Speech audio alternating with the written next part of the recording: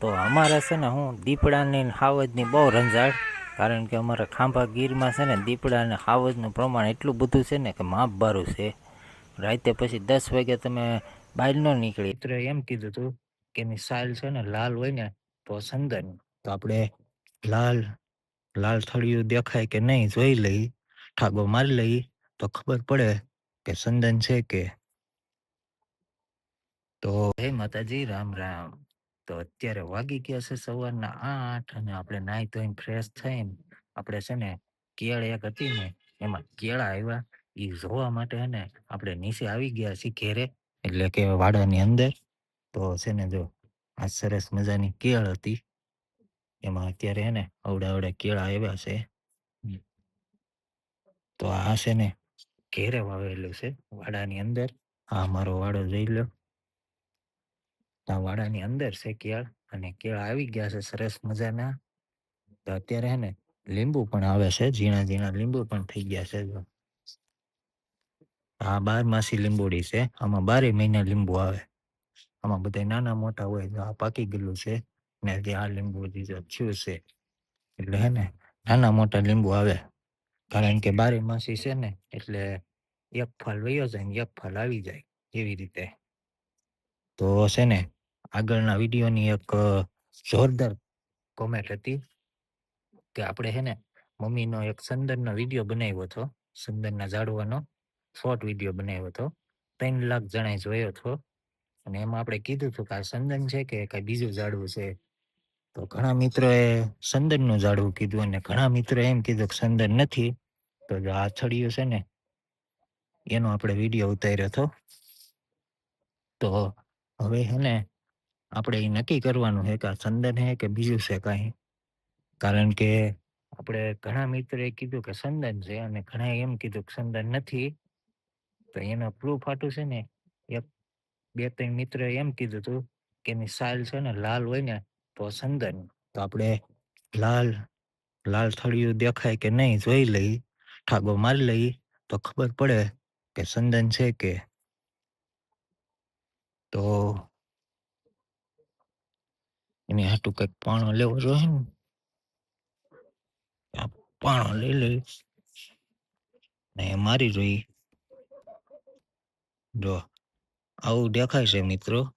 હજી આમાં કઈ ખબર ન પડતી મને, પણ તમને કોઈને ખબર પડતી હોય તો કોમેન્ટ કરજો કે સંદન છે કે બીજું કાંઈ છે. આવી રીતે આવું થળિયું દેખાણું એ ઘણા મિત્રોની કોમેન્ટ હતી એટલે. તો છે ને જો આંબા અત્યારમાં ફૂલ જોશમાં કોળાઈ ગયા છે. કપડાં ધોવા મળી છે, કારણ કે છે ને આજે મમ્મીને ને મુક્તાને બેયને વાડીએ જવાનું છે પહેલાં હાલ, કારણ કે થોડુંક નીંદવાનું બાકી રહી ગયું છે એટલા માટે. તો અત્યારે કામ પતાવી મમ્મી અત્યારે રોટલા શાક કરે છે અને મુક્તા અહીંયા કપડાં ધોવે છે. તો કપડાં ધોવાઈ જાય ને એટલે પછી રોટલા શાક કરીને વાડીએ જવાનું છે. અને છે ને કપડાં ધોવાનું કામ શરૂ છે. મશીનમાં કપડાં નાખી દીધા છે. મશીન હમણાં એને ખરાબ થઈ ગયું હતું, પાછું રિપેર કરાવ્યું એટલે ઠીક હવે પાછું હાલે છે. ઠીક હાલે ને.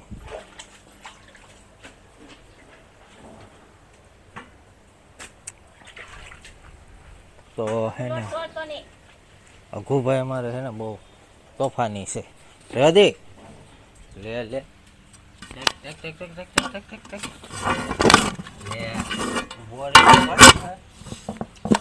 પણ ઉતાવળ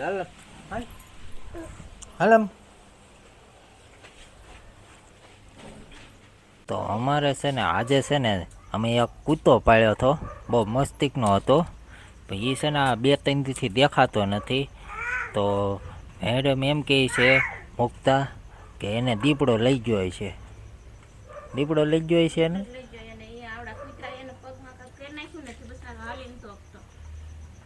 એમાં હું એ કૂતો છે ને પાળેલો હતો મારો અને બહાર રહેતો. તો આ 2 દીથી દેખાતો નથી. તો મુક્તા એમ કહે છે કે એને કૂતો દીપડો લઈ ગયો છે, કારણ કે દેખાતો નથી અને વાગેલું હતું પગમાં એટલે. હા તો અમારે છે ને હું દીપડાની ને હાવજની બહુ રંજાડ, કારણ કે અમારા ખાંભા ગીરમાં છે ને દીપડા અને હાવજનું પ્રમાણ એટલું બધું છે ને કે માપ બારું છે. રાતે પછી 10 વાગે તમે બહાર ન નીકળી શકો, કારણ કે રોડ ઉપર જ રખડતા હોય. એટલે એને મુક્તા એમ કહે છે કે કૂતાને હે ને દીપડો લઈ ગયો જ. આમ જો કેવી ખબર પડે, આમ જો પાણી વાળા હાથ કરતા જાય ને આમ પીપી આમ જો. તું રોટલા કરવા આવ્યો બેટા? હે બબુ.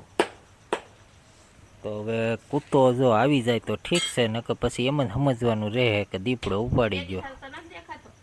2 દી થશે ને નથી દેખાતો. નકર એને મુક્તા પાસે છે ને જાય જ, એક બિસ્કિટ ખાય દરરોજનું, એક બિસ્કિટ એને ખવડાવવાનું. તો બે દી થા હે ને કૂતો કંઈક ગાયબ થઈ ગયો છે, કારણ કે અમારે દીપડાની બહુ રંજાડ છે. એટલા માટે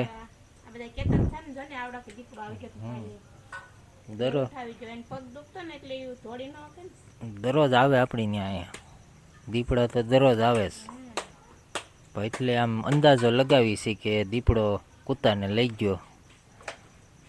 કૂતાને હું આમે તે પગમાં વાગેલો હતો એટલે કાંઈ દોડી એક એમ હતો નહીં, બિચારો કરણતો હતો. કારણ કે હું 2 દી પહેલાં એને બીજા કૂતરાએ વીખી નાખ્યો હતો. એટલે તો હવે છે ને જો અમારે ઢીંગલીઓ આવી ગઈ છે અહીંયા રોટલા બનાવવા. બાનો માર ખાઈ ખાઈને હું બાજુ બટા સાચું કહી દેજો. હા એ મોઢું કેમ કરે તો નાખોડા ફૂલે એમ કેમ થાય બટા?